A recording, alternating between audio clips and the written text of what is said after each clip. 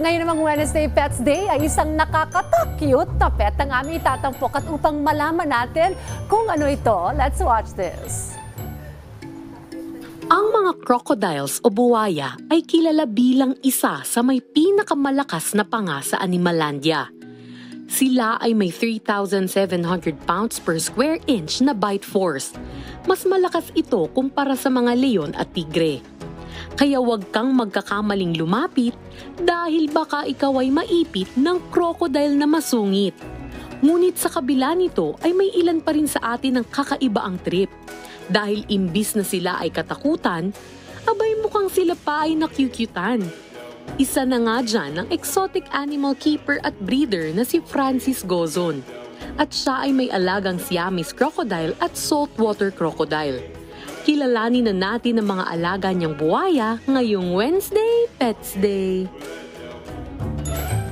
Eto na yung mga alagang buwaya o crocodile. At kasama natin dito sa studio. Si Francis James Gozon, ang kanyang alagang crocodile. Good morning and welcome back, Francis. Welcome back, Francis. Good morning po.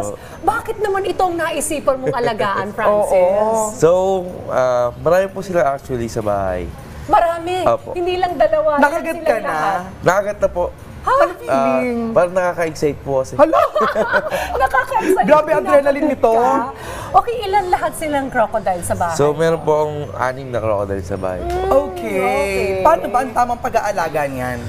Firstly, kailangan po ng large space Okay. sa bahay. And kailangan yung food source. Dapat yung food niya is fresh and malinis din. Like ano yung mga pagkain na kinakain nila? Chicken, mga chicken heart, liver. Bago sa ng shinken. So, pag-alagala lang sila dun sa loob ng bahay. Hindi naman po, meron po silang sarili-sariling lalagyan Okay. sa bahay. Pero takot ako talaga. Medyo tinitiis ko lang ngayon. Or more snow. Pero ito, ilang taon na ba itong crocodiles na kasama mo ngayon? Ito po, months old pa lang po Months itong old pa Siamese lang, natin. okay. Dito. Tapos ito po Galing. nasa 2 years old na. 2 years old Si na. Salt ko. Tapos kinoveran mo yung kanilang mouth kasi Yes baka makakagat sila. Ganito Sa rin- ibang tao po sa kasi ibang baka- tao, okay. Makagat po sila. Pero po sa owner, sa may-ari niyan, sa owner ako, hindi po sila Malambing sila sa'yo. Opo. Talaga. Okay. I understand. Marami ka pang mga exotic animals sa bahay nyo. Yes, Ano po. yung mga iba nyo pang inaalaga ang mga pets? So, meron din po kami mga tiger, mga lion, mga Hello! Ang bear saya sa cat, bahay. mga silver cat, gano'n po. Meron Parang din po. normal lang, no? Samantalang kami takot sa ganyan. Ano, bakit parang wala lang sa'yo yung pag-alaga ng Nasa ganitong hilig niyo klaseng ba sa animal? pamilya? Yung excitement po kasi na nakukuha sa pag-aalaga sa kanila. Okay. Baka gusto mo nasasaktan ka sa lista ka gano'n. Hindi na po, yung nakikita mo lang silang lumalaki, Okay. parang nakaka-excite na Parang anak mo Baby, na rin. tapos- Ito nangagat na tong si Amihan. hindi pa naman Hindi po. pa naman. Ito si Amihan, ito si Siamese. Yes po. Di ba? Ang bongga. Pero kasi kilala sila sa pagiging agresibo eh. Yes po. Lalo na po itong mga saltwater crocodile. Sila po yung pinakamalalaking species ng crocodile. Ito po yung species ni Lolong, Okay. saltwater.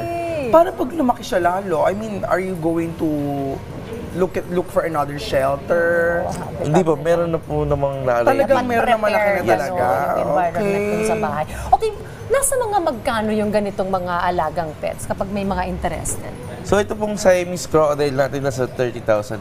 30,000. Ito po. Itong maliit. Yes, 30,000 pa lang yan. 30,000. And then ito, pag ganito na. Itong saltwater po, nag-range po siya sa market natin nasa 25 up.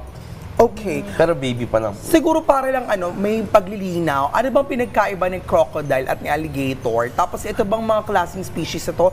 For land, for water, for air? Then joke lang air. Lahat naman po ng crocodile is land and water. Kasi po, hindi po sila, kahit po nasa water sila parate, hindi sila nakakain under the water. Okay. Parating outside the water sila kumakain. Ayun. So yung difference naman po ng alligator sa crocodile, yung sa snout po nila. Okay. Meron pong snout na wide po, tapos meron din yung thin. Pwede ko bang hawakan tong malaki? Ang tapang mo, Mars! Oo, sige, tingnan natin. Mabait naman sila, di ba? Tsaka may cover naman yung Oo. snout. Wala. So, Hindi siya Alam, takot ako.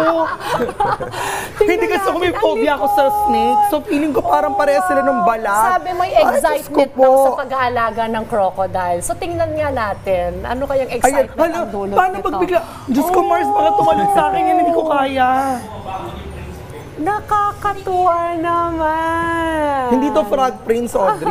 Mars, huwag mo ilalapit, Okay, please, ha? ano na lang yung message mo o paalala sa ating mga manonood na gusto ring mag-alaga ng ganito? Ang mabibigyan ko lang po is bumili po tayo sa tamang Ayun, source oo. para po may complete documents po tayo at legal documents sa pag-aalaga ng mga ganitong alaga. Kasi po kung wala pong mga documents ang mga ganitong alaga natin, pwede po tayo mahuli ng DNR at makulong tayo. Totoo, kailangan may Ayun. proof. Uy, ang tatalas ba nung kuko niya?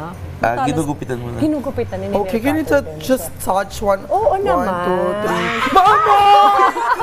Mabait naman sila eh, no? Ayan, hindi ko kaya talaga. Well, thank you. Thank you po. so Thank much, you po. Francis Gozon. At syempre sa yung pet na crocodile, next time naman tiger naman yung dadalhin Sure mo po. dito. Kaya ba yun? Baka Thank mas you, kira natin. Francis.